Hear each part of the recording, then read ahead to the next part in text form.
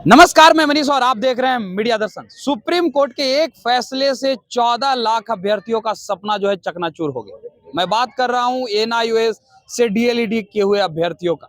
लगातार अब अभ्यर्थी ये मांग कर रहे हैं कि हमारी मांग को केंद्र सरकार गजट में शामिल करके पूरी करे या फिर ब्रिज कोर्स करा करके हमारे कोर्स को मान्यता दिलाए।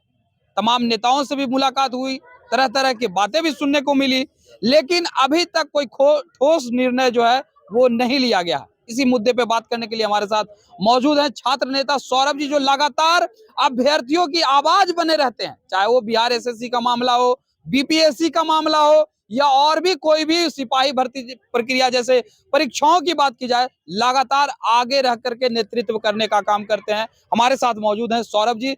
सौरभ जी, एनआईओएस डीएलईडी के अभ्यर्थी अब अमान्य करार दिया गया है उनका कोर्स। 14 लाख अभ्यर्थी अब सड़क पर हैं, क्या कहेंगे आप? सबसे पहले आपको धन्यवाद। निश्चित रूप से जो एनआईओएस के मामले थे और माननीय उच्चतम न्यायालय के फैसले के बाद लगभग 18 लाख के आसपास जो डिग्रीधारी थे एनआईओएस, जिन्हें 18 महीने का कोर्स किया, तो सारे मामलों पर मुझे लगता है कि इस तरह की चीजें नहीं होनी चाहिए थी। अगर केंद्र सरकार का फैसला हुआ कि आपने ये कोर्स कराया, तो कई मामलों पर आपने देखा हो कि 1 to 5 के लिए TRE 1 में रोक लगाई गई कि उसके लिए बीएड जो है वो नहीं चाहिए, उसके लिए डीएलएड की डिग्री चाहिए। तो वहां भी कई मामलों में कहा था 4 लाख से ज्यादा बीएड धारी जो है वो बाहर हो गए। सेकेंड फेज की बहाली के पहले इस तरह की प्रक्रिया हुआ कि एनआईओएस वाले जो है 18 महीने के जिन्होंने कोर्स किया है उनको बाहर कर देंगे, यानी रेगुलर से 36 महीने का कोर्स जो किया है वो मान्य रहेंगे। तो अब दोनों मामलों पर ये बिहार सरकार के तरफ से एसएलपी दायर होनी चाहिए थी। कई साथी जो है कोर्ट में भी गए हैं, सुप्रीम कोर्ट में याचिका दायर किए हैं, लेकिन आपको याद होगा कि 1 to 5 में जो हम लोग बोलते थे कि पिटीशन, खासकर रिव्यू पिटीशन बिहार सरकार की तरफ से फाइल होनी चाहिए थी, इन्होंने फाइल किया, लेकिन इनका दोहरा चरित्र आप देख लीजिए कोर्ट में।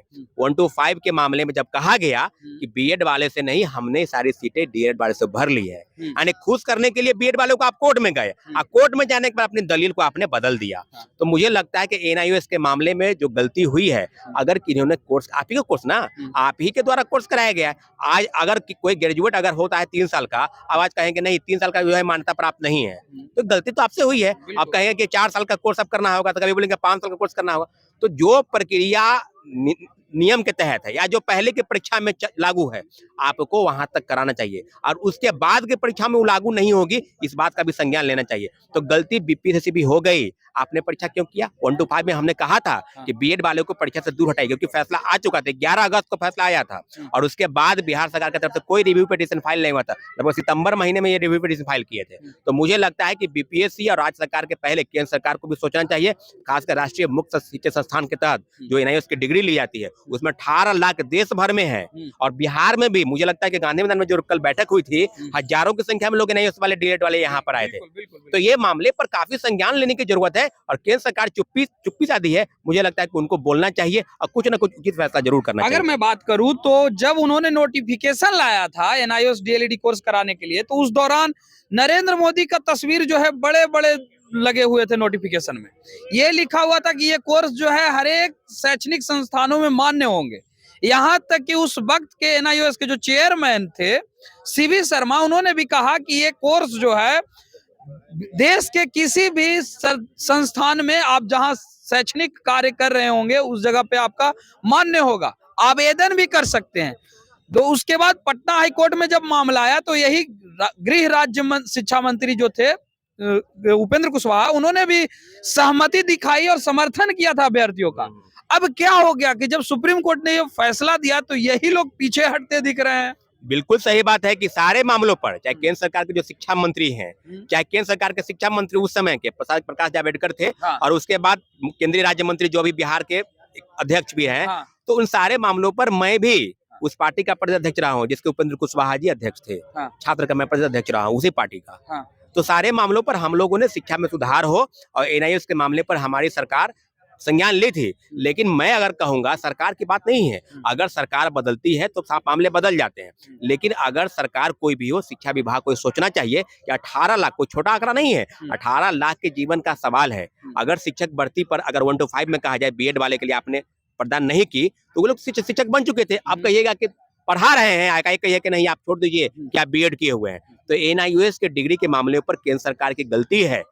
भले ही बयानबाजी चले चाहे केंद्र से चले चाहे राज्य सरकार से चले, लेकिन इतना जरूर है कि शिक्षक बहाली अगर हो रही है बिहार में तो ये सारे मामलों पर, राजस्थान में भी हुई, मध्य प्रदेश में भी हुई, उत्तराखंड में भी और बिहार में तो सबसे ज्यादा शिक्षक की बहाली हुई।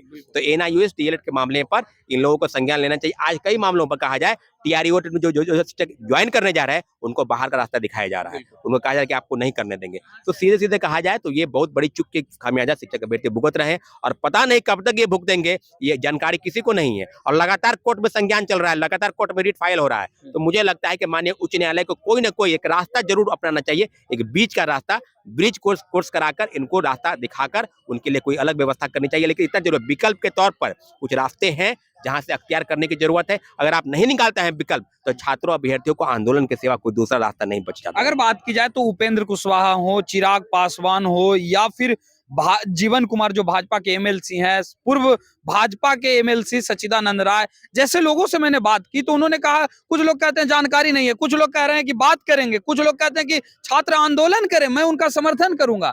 तो क्या छात्र नेता सौरभ जो हैं वो एनआईयूएस डीएलईडी अभ्यर्थियों के साथ आंदोलन करने के लिए तैयार हैं? बिल्कुल बिल्कुल, हम किसी भी राजनीतिक दल के समर्थन नहीं करते हैं, हम उनकी बात पर भरोसा नहीं करते हैं। सिर्फ वोट बैंक की राजनीति के चलते आप बयान देते हैं। अगर आपको हिम्मत है, बीएड के मामले पर सड़क पर आते ना, शिक्षक अभ्यर्थियों के साथ जो लाठीचार्ज हुआ आपने कभी सड़क पर आए भी तो अपना वोट लेने के लिए है। और क्या नजारा था बिहार में, पटना की सड़कों पर आप देख सकते थे। तो मुझे लगता है कि सारे छात्रों के साथ एनआईयूएस के साथ जो गलती हुई है, सारे शिक्षक अभ्यर्थी जो हैं एनआईयूएस वाले वहां पर मौजूद होंगे, एक आंदोलन होगी। लेकिन माननीय उच्च न्यायालय के भी फैसले का इंतजार है। बिहार सरकार कोई अलग से कोर्स करा ले, ब्रिज कोर्स करा ले, या केंद्र सरकार कुछ कह दे कि नहीं हमको एक अन्य विकल्प के तौर पर 18 लाख एनआईयूएस डीएलएड वाले के लिए कुछ फैसला जरूर होना चाहिए। लेकिन इतना जरूर है कि सारे जो शिक्षक अभ्यर्थी हैं, खासकर एनआईयूएस डीएलएड वाले, बहुत परेशान और हताश है। प्रथम फेज की बहाली से भी उनको बाहर का रास्ता दिखाया जाएगा और आगे की बहाली में भी उनको रोका जा रहा है। तो मुझे लगता है कि काफी मामले संगीन है, इस मामले पर राज्य सरकार और केंद्र सरकार दोनों को संज्ञान लेना चाहिए।